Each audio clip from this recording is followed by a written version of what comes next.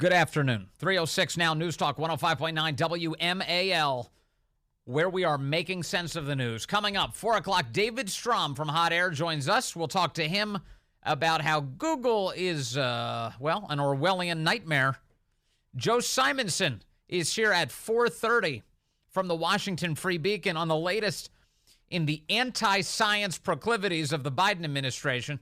And then Dr. Marjorie Smelkinson, actual scientist, will join us. She has children in Montgomery County schools, and, Montgomery County schools once again being insane as it relates to COVID. COVID hysteria seems to be back. You can join us today, 888-630-9625, 888-630-WMAL. I want to take you now to some audio just coming in moments ago as Senate Minority Leader Mitch McConnell steps up to the microphones to answer some questions for the press. This is the first opportunity the press really has had to speak to him since his latest freeze up in public in front of reporters, where he went for a long stretch of time without saying a word.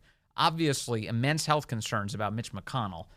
The Senate doctor just released a statement yesterday, saying that brain scans found no evidence that McConnell has a seizure disorder or experienced a stroke in connection with the most recent of these two episodes of freezing up as he spoke in public. It's Dr. Brian Monahan who said this, the attending physician for Congress. He told McConnell in a letter that there is no evidence that the Kentucky Republican, quote, has a movement disorder such as Parkinson's disease. He further wrote, there are no changes recommended in treatment protocols as you continue recovery from your March 2023 fall. That would be just a few short months ago. McConnell, 81 years old, was hospitalized in early March, CNBC reports, after suffering a concussion from a fall at a hotel during a private dinner in Washington, D.C. They point out that McConnell just froze up recently. That was Wednesday of last week, a week ago, in Covington, Kentucky, standing at that lectern for approximately 30 seconds without even speaking after being asked a question. He did it again on July 26th in the United States Capitol during one of those Senate press conferences that they have on a weekly basis. And that's what they were holding today. Senate Republican leaders stepping up to the microphone one after the other. The last to go, Mitch McConnell, and as he steps up to the microphone, questions led by Fox News' Chad Pergram. Chad. Good afternoon. Welcome back. Respectfully, can you tell us what is afflicting you and characterize what is the level of transparency that the people of Kentucky deserve to hear about your condition? Well, I think Dr. Monahan covered. We'd like to hear from you. I know you are hearing from me. I think Dr. Monahan covered the subject fully. You had a chance to read it. I don't have anything to add to it. And he sounds a little slower than even usual, doesn't he? You can hear it in his voice, a weakness that wasn't there before. I think it should answer any reasonable question. But he ruled things in. He didn't rule things. He ruled things out. He didn't tell us what it might have been. Do you know what it is? A smile on McConnell's face. He just turns to a different reporter, refuses to answer the question from Chad Pergram, an excellent question. Because, look, you've got to believe, I'll be honest, I doubt this letter from this Dr. Monahan immediately, because it tells us some things that Monahan knows, but it doesn't tell us everything. And it doesn't really explain why he's freezing up on the Senate floor. It just feels like a ruse here, like a scam being put out to the public. Oh, he is fine, don't you worry. McConnell doesn't want to address the question just now from Chad Pergram, smiles at him, turns to a different reporter, points at him, and this is what happens. Had all these evaluations. What a doctor said is the precise medical reason for those two freeze-ups. What Dr. Monahan's report addressed was concerns people might have that some things that happened to me did happen. Well, they didn't. And it's really, I have nothing to add to that. I think he pretty well covered the subject. That's clear as mud. Does that tell you anything? It doesn't at all. So he's just saying, look, Dr. Monahan gave me a bill of health of some kind, so this should be the end of it. What do you say to those who are calling on you to step down. Do you have any plans to retire anytime soon? I have no announcements to make on that subject. Well, what do you say to those? Well, that's not an answer. He has no announcements. He didn't say anything about whether or not he does indeed have plans. I'm going to finish my term as leader, and I'm going to finish my Senate term. Thank you. And that's it. McConnell walking away from the microphone. Among the people who are calling for McConnell to either step down or suggesting that he might not be the guy anymore is Senator Josh Hawley. He said this today on CNN to their reporter Manu Raju.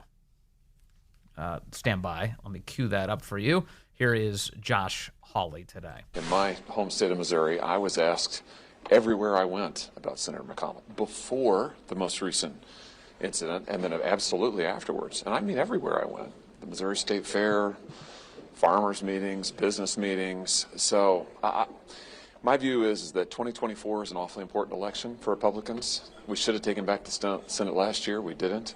This is our shot to take it back, and I just hope we're going to be focused on that. Do you worry that he's not the right person to bring you guys back to the majority? Oh, absolutely. Yeah, well, absolutely. I worry that he's not the right person to bring us back to the majority. I mean, at this point, it is abundantly clear. I said it last week, and this is not some sort of, callous political calculation or anything. It's just plain here. The man is too old and too feeble and too broken at this moment to continue in this job. Just retire. Just step down from, if you don't want to retire from the United States Senate entirely, step down from leadership. And, I know there's been some conversation. We addressed it last week. Well, if he steps down, there's a Democrat governor in Kentucky, Andy Beshear. Yeah, but the way that the rules are set up in Kentucky, and this was almost as if Kentucky Republicans were predicting McConnell's departure, or at least preparing for it. The way it's set up is that the party leaders in Kentucky, they take 3 names and they hand them to the governor and they say, here's the names from which you can choose for this replacement. Those 3 names, of course, would all be Republicans. And that's the way it's arranged there in Kentucky. But at the very least, even if he doesn't want to leave the Senate, you can leave leadership. Nancy Pelosi left leadership. We still have to hear from her, unfortunately, but she left leadership in her party. She's still serving out the balance of her term in Congress. Mitch McConnell can do the same. He can step aside here. This is they're trying to pull a fast one on us here, I think. This doctor coming out and saying, hey, he doesn't got certain things, so therefore everything's okay. He can go back to his normal treatment protocols, whatever any of this means. But that's not really the doctor saying he has a clean bill of health and he is well situated to be in the job that he's in. And Mitch McConnell just refusing to answer really any questions on this subject today and then walking quickly away from the microphones, giving us the illusion of an interaction with the press. Let's see here. Let's take Eileen calling in from Reno, Nevada now, line 1. Eileen, good afternoon. You're on the Vince Coglianese Show. Hi, Vince. I love your show. Thank you. I was calling just to say my mother and uncle were recently diagnosed with Parkinson's, but it was after elimination of other tests. But you don't have a brain tumor. We don't see any inflammation or there are things of that nature, but they don't have a conclusive test for Parkinson's. And there is something called freezing or frozen within Parkinson's that prohibits the connection from the brain to your walk or your cadence or your speech. So I just wonder if that can really be conclusive. Huh. Oh, that's fascinating. I wouldn't know enough to say anything about it, Eileen. Your experience will definitely give you more information on this than mine would. But the letter did say from Dr. Brian Monahan that there's no evidence that he has, quote, a movement disorder such as Parkinson's disease. He chalked it up to, quote, evidence. You're saying that there's no specific test, but I imagine, and of course, that you do achieve a diagnosis for Parkinson's somehow, and that would, I would assume, be a neurologist, a doctor establishing that there is evidence of Parkinson's. Right, that is true, but it didn't make me wonder the whole time. I mean, there's got to be some cause for this. So yes, no question. And you've got to believe that. I mean, and they're pointing to this concussion. Yeah, sure. He's in his 80s. He fell over. And he hit his head, and now if this is the product of it, it's a deeply unfortunate circumstance, but that doesn't justify staying in the job. In fact, if you can't hang, then go. Thank you, Eileen from Nevada. Appreciate the call here. Donna is calling in from Frederick now to react to all of this on line 3. Donna, good afternoon. You're on the Vince Coglianese Show. Well, hello there, Vince. I just want to say, these politicians, they don't want to give up the golden goose. I mean, it's that simple when you boil it down. And we, especially Republicans, who've brought in many Democrats and many independents at this point in time, we need freedom fighters. We need people who love America. And we can't have people that don't know where they are at the helm. And I got to say, with Joe Biden, he's kind of been the gift that's been giving for us because a lot of people have awakened. But we've got a long way to go in this. Yeah. And I think that we need to make adjustments, whatever that means. Donna, don't you think, we're at such a perilous time for our country right now. One of the things that you and I ask for on a routine basis is for our leaders to recognize, as we say, what time it is, right? What time it is for our country and how pressing it is that we have courage and conviction in your leadership decisions and the types of things you take on. That would include the tyrannical abuses of so many of our institutions towards the American people. And Mitch McConnell just doesn't really have the appetite for that confrontation. And so if he doesn't know what time it is for our country, I mean, he doesn't even know what time it is for himself, let alone our country. No. I think it is all the more reason why it's time for someone else to step up. Absolutely. And, I'm tired of hearing them talk about democracy. Yes. We're a republic. We're supposed to be a constitutional republic. I think the word that they really mean is communism when they say democracy. I think most people see through it now, and really, it is really time for people to move aside and others to step up. I think we're almost to the point of no return if we don't do something and do it fast. No question. I think you're totally right, Donna. Thank you very much. I really appreciate the call, as always. Tom is calling in from Richmond now, line 4. Tom, good afternoon. You're on the Vince Coglianese Show. Hey, Vince. Yes, doesn't it, normal life, you see somebody who gets older and maybe builds a business, and then they're like, hey, I'm going to go fishing, go retire, go do normal stuff, hang out with the grandkids. But these guys in power, which tells you the power is so important to them that he's willing to sacrifice his country, his party, potentially, because he just wants to hang on to this last little bit. When I agree with you, don't step down as senator. Just say, hey, I'm a little bit tired. I can't do the same things that, none of us can hit and drive a ball the way we used to. We get it. So let some younger person step up and run things and still be in the Senate and then retire and, go be with the grandkids, or in his case, great-grandkids. Yeah. I don't know. I just don't understand it with Washington. And think about what it's like in your own life. If you have an older person in your life, and many of us have, where you have to make decisions to intervene to help them in a variety of ways, including when they don't realize they need help for themselves. I mean, I know the story of a family friend, a great warrior, Army veteran, who had a big gun collection, but his mind started to go in as he advanced in years, and his family started to become concerned about the extent to which he was around his guns all the time. And they needed to figure out a way to not anger him, but to take care of him, to get him in the position where he wouldn't hurt himself. And that is an obvious thing. That is an obvious thing. You do this because you love these people. And so what Mitch McConnell needs is somebody in his life to stand up and say, it's enough. It's enough. Look at you. You can't even do this in public anymore. We're going to take care of you. You've led a great life. You've achieved so much. You have all this notoriety. You've done good things for the country. The judges thing is great. It's enough. It's time to retire. And you think you'd want to do that just to go out on top, to not have to be carried out, if you will, figuratively, No question. Or literally, for that matter. I mean, you're going to die in office, like at some point retire, right? All right, Tom, thank you very much. Right. A good questions, good points all raised. All right, 3:20 now. This question of what is going on with Mitch McConnell's brain, just got an email from a medical doctor listening to all this saying, it is possible that an MRI or other diagnostic modalities may not have actually picked up what caused this, and it could very well have been a TIA. And it's not uncommon that these things don't get detected anyway when you do scans afterwards. So, again, clearly problems here with Mitch McConnell, and he's at this moment trying to make all the questions go away. I don't think that's happening.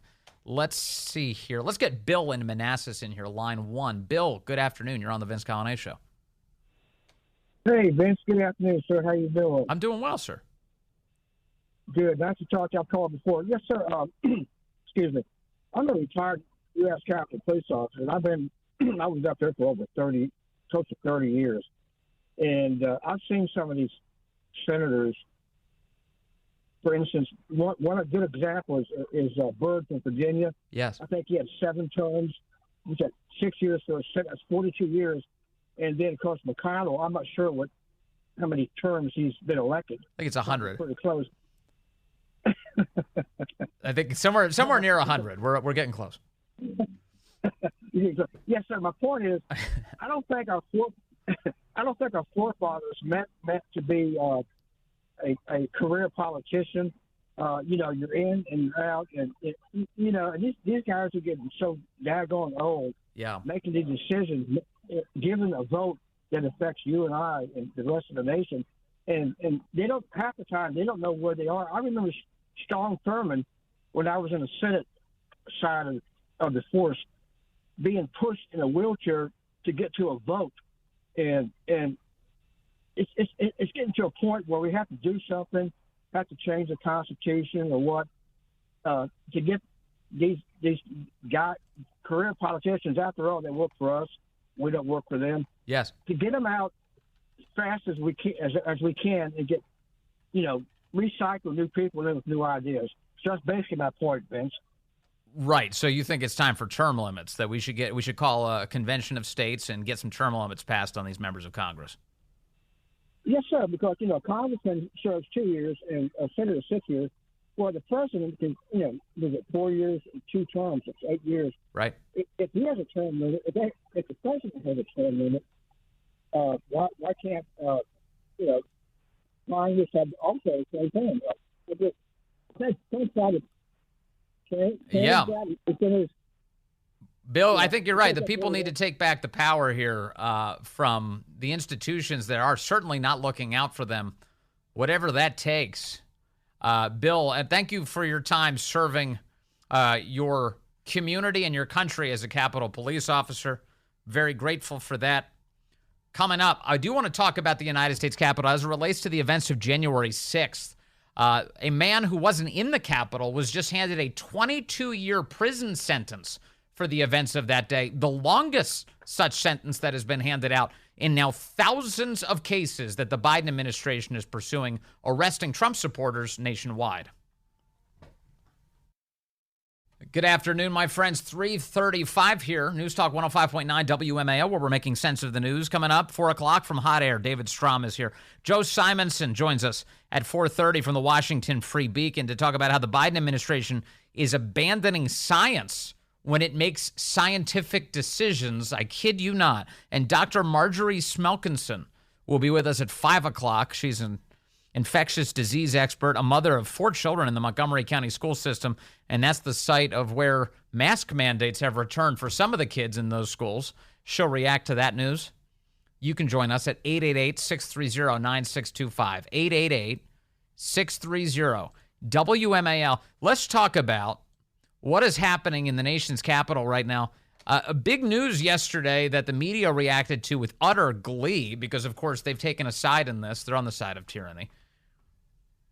Washington Post headline, ex-Proud Boys leader Enrique Tarrio sentenced to 22 years for January 6th. They say former Proud Boys leader Enrique Tarrio, described by a judge as, quote, the ultimate leader who was, quote, motivated by revolutionary zeal in organizing members of his far-right group to spark the breach of the U.S. Capitol, was sentenced Tuesday to 22 years in prison, the longest sentence yet among the hundreds convicted of disrupting the peaceful transfer that is of presidential power on January 6th of 2021.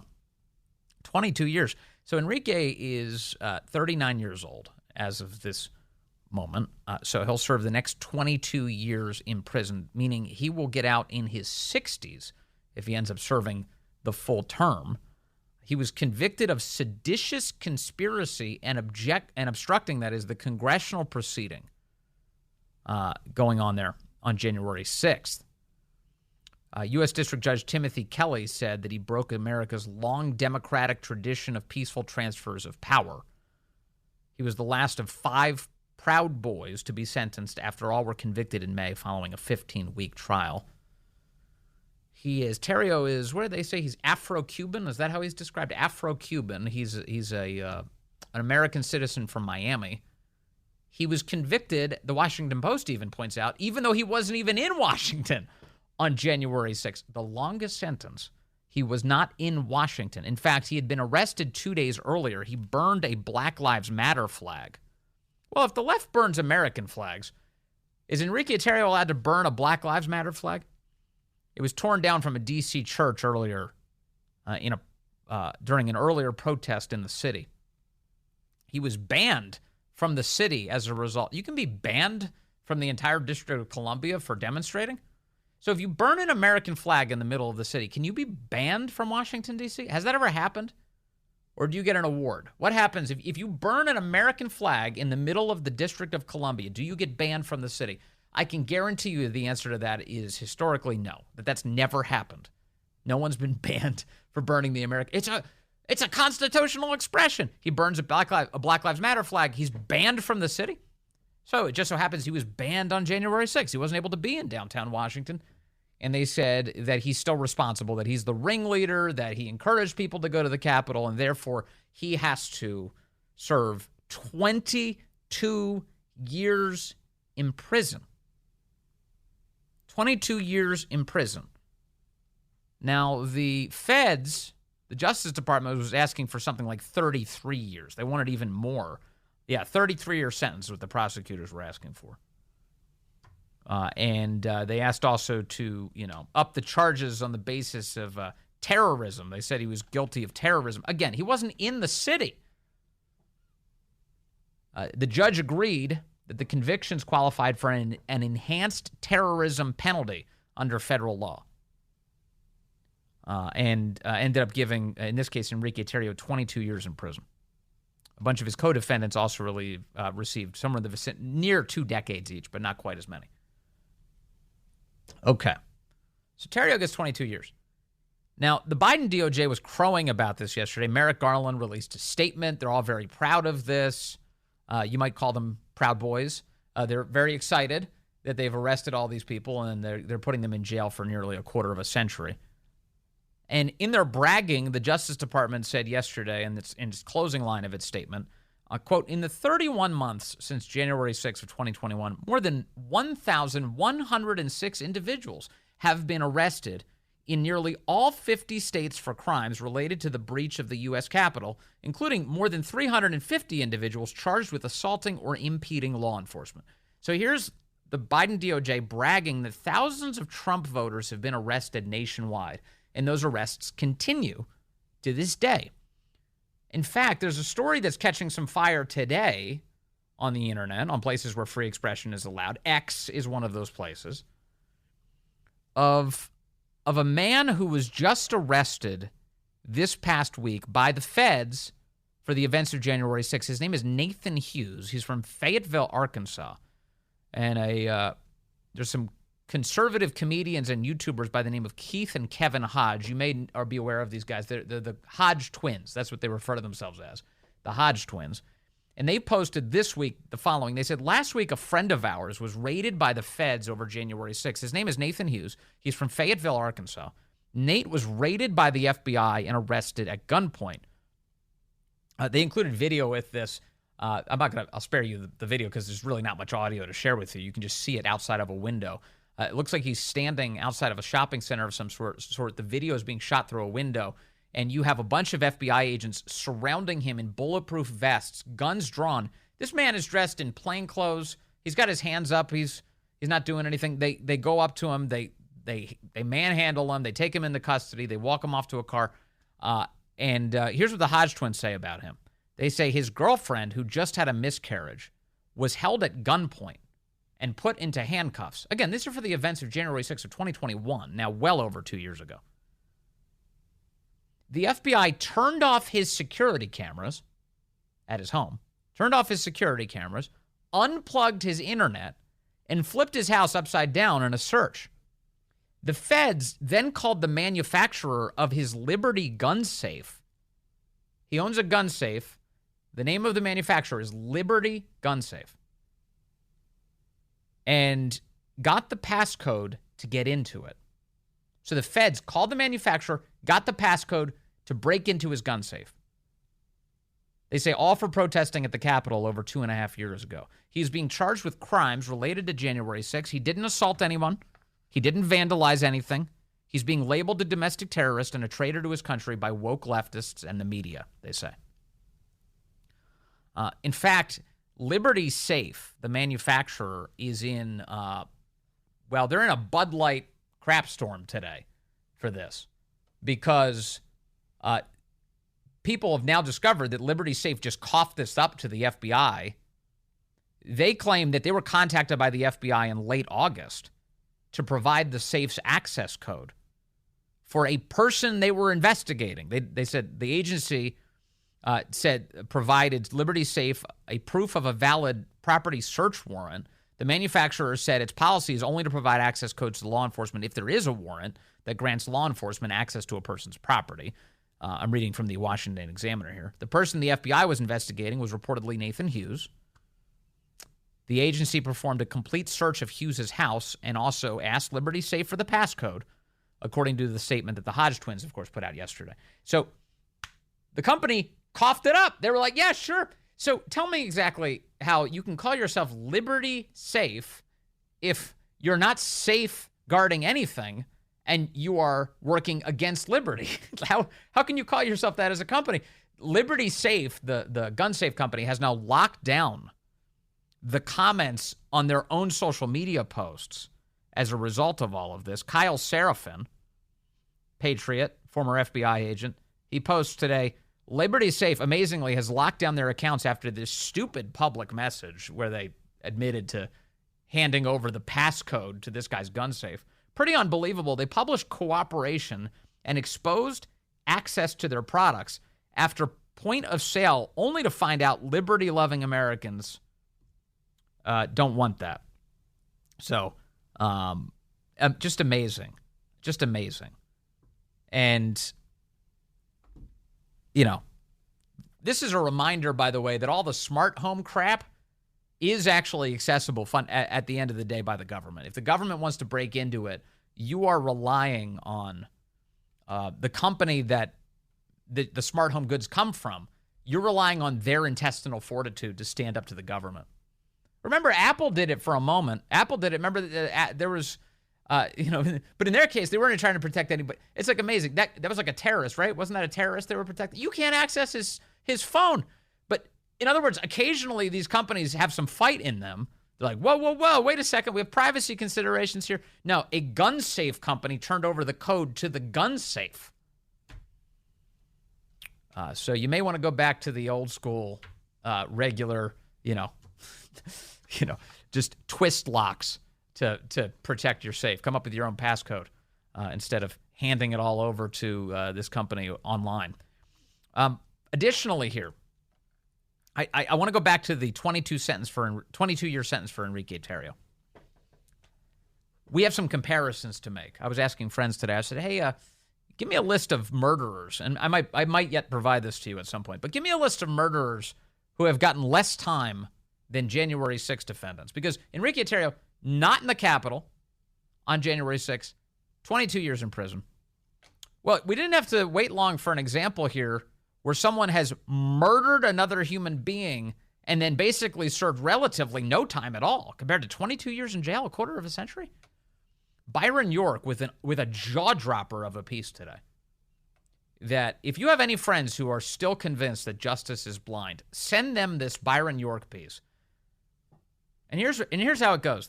He says on February 7th of last year, 2022, Senator Tom Cotton, a member of the Judiciary Committee, wrote a letter to Attorney General Merrick Garland.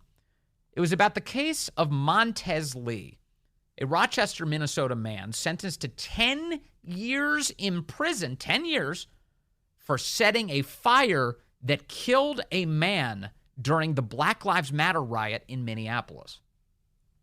10 years for killing a human being in a fire that he intentionally set during a Black Lives Matter riot in Minneapolis in 2020. It happened in a pawn shop on May 28th of 2020. Lee and others broke into the shop, and video showed looters ransacking the store. Lee then poured a liquid, an accelerant, from a can all across the floor. Lee then lit the fire. More video showed him boasting shortly afterward about what he had done. F this place, Lee said. We're going to burn this bee to the ground. Video then showed, according to government documents, Lee and others joking about restaurants that they're going to hit next. The store lay in ruins. Then a few days later, a woman reported that her son was missing. Police discovered that his car had been found near the pawn shop. They searched the rubble, and they found the body of Oscar Stewart, a 30-year-old man who had 5 children. An autopsy showed that Stewart died of burns and smoke inhalation. The death was ruled a homicide. Lee was in a lot of trouble. In addition to setting the fire that killed Stewart, Lee had prior convictions for burglary, assault, violation of a no-contact order, and theft. You see this? He's got a huge rap sheet here. He intentionally sets a fire, he kills another human being. The death is ruled a homicide. Byron York writes, under the circumstances, Justice Department prosecutors gave him a good deal. Lee pleaded guilty to 1 count of arson. Arson. According to sentencing guidelines, he faced 20 years in prison. Then came Lee's sentencing and the events that caused Cotton to ask questions about the case. In a January 14th, 2022 hearing, DOJ prosecutors, that is under Biden, noted that yes, sentencing guidelines did call for Lee to be sentenced to between 235 and 240 months in prison. But the DOJ asked the judge to show leniency to Lee, asking that he be sentenced to 144 months or 12 years instead. In the end, the judge sentenced Lee to 10 years. In a sentencing memorandum, the DOJ conceded that Lee had committed a serious crime, one that cost a man his life. Quote, his assertion that he did not intend to hurt anyone is of little comfort to the family and friends Mr. Stewart left behind, prosecutors wrote. Mr. Stewart's life has been cut short. A significant sentence is necessary in this case. But at that point, the sentencing memorandum took an astonishing turn. Yes, the guidelines call for 20 years, prosecutors admitted, but, quote, this is an extraordinary case. Why is it an extraordinary case? Byron York asks. Because, quote, Mr. Lee's motive for setting the fire is a foremost issue, the memo said. Here's the key passage. You ready for this? The justification for why he killed a human being in a fire that he intentionally set. Quote, Mr. Lee credibly states that he was in the streets to protest unlawful police violence against black men. And there is no basis to disbelieve this statement. Mr. Lee appropriately acknowledges that he, quote, could have demonstrated in a different way, but that he was, quote, caught up in the fury of the mob after living as a black man, watching his peers suffer at the hands of police. As anyone watching the news worldwide knows, many other people in Minnesota were similarly caught up. Everybody was caught up. They were just caught up in the passion. There appear to have been many people in those days looking only to exploit the chaos and disorder in the interest of personal gain or random violence. There appear also to have been many people who felt angry, frustrated, and disenfranchised, and who were attempting, in many cases, in an unacceptably reckless and dangerous manner, to give voice to those feelings. Mr. Lee appears to be squarely in this latter category. And even the great American advocate for nonviolence and social justice, Dr. Martin Luther King Jr., stated in an interview with Mike Wallace in 1966 that, quote, we've got to see that a riot is the language of the unheard. The prosecutors pointed to a specific video frame in the case that showed Lee outside the pawn shop raising his fist into the air. Raising it into the air. To prosecutors, the gesture showed that Lee was at heart a well-meaning protester, not a killer. Quote, the raised fist Mr. Lee showed and his brazenness in committing the crime is telling. Mr. Lee was terribly misguided, and his actions had tragic, unthinkable consequences. But he appears to have believed that he was, in Dr. King's eloquent words, engaging in the language of the unheard. In light of that, prosecutors concluded, the 20-year sentence recommendation, quote, does not appear appropriate. So they gave him 10 years. Because the United States Department of Justice agreed with his cause.